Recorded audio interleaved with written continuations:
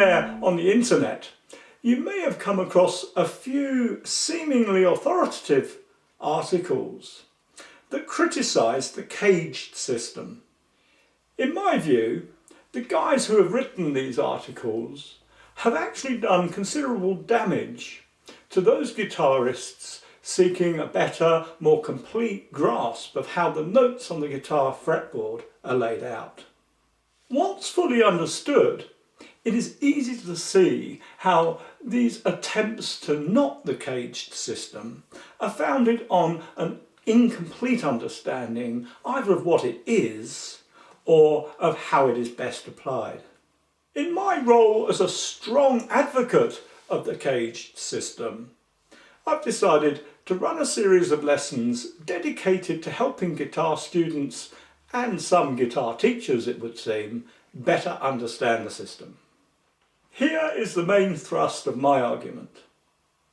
The CAGED system, properly learned and applied, restores to the guitar player the advantage that the keyboard player has when it comes to locating notes, chords, scales, arpeggios and modes on the guitar fretboard. One of the first things that a keyboard player learns is how to use the pattern of black and white keys on the keyboard to locate notes.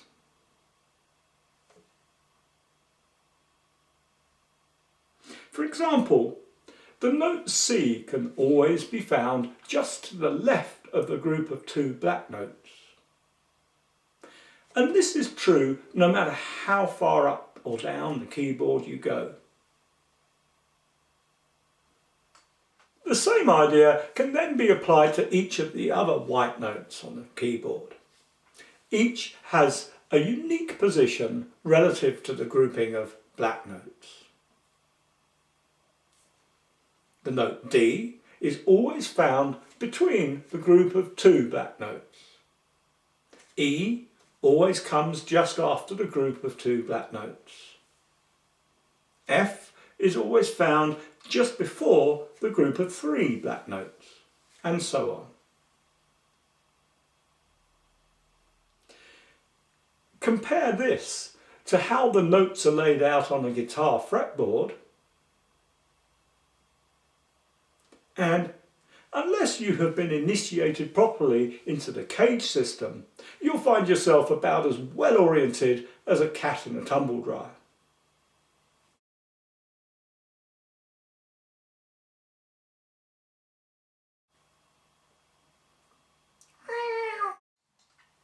Let's take a closer look now at exactly how the arrangement of notes on the keyboard relates to those on the guitar fretboard. Guitars come with different fretboard lengths, but I've never come across one that had more than 24 frets. And a 24 fret fretboard gives you 4 complete octaves if you count from the lowest E note on the open 6th string all the way up to E on the top string at fret 24, or where fret 24 would be if I had that many frets. On a keyboard, this range of notes is shown here in a nice straight line. But one major obstacle to understanding the layout of notes on the guitar fretboard is that, unlike on the keyboard, the guitar fretboard has a two-dimensional layout. It's as if you took a 2-octave stretch of keyboard from E to E to E, snapped it off, then stretched it and squeezed it until it was just a string. Then you grabbed another 2-octave chunk of keyboard, this time from A to A to A, and used that for the next string. Then a chunk from D to D to D for the next string.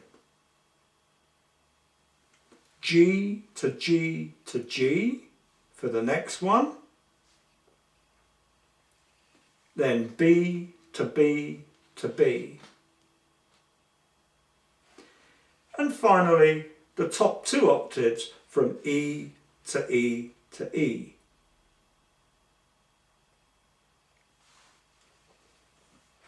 In effect, we've sliced up a 4-octave stretch of keyboard into 6 chunks and laid them next to each other. And if that was it, you would still have a reasonable grasp of what is going on with a fretboard. However, because these segments all have to be effectively left justified like this, the result is an apparently totally random layout. And it is this mess that we inherit as the layout of notes on a guitar fretboard.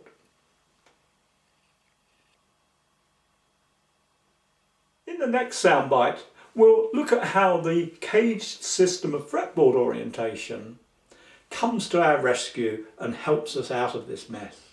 If you found this little lesson interesting, you'll be pleased to know that on the Secret Guitar Teacher site, we have a course that will take you through the caged system every step of the way. It shows you how you can use the system to find any note, chord, scale, arpeggio or mode in any key, in any direction, at any point on the fretboard.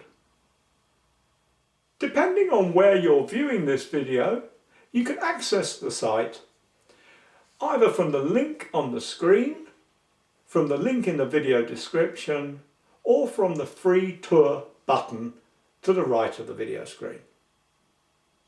See you again soon.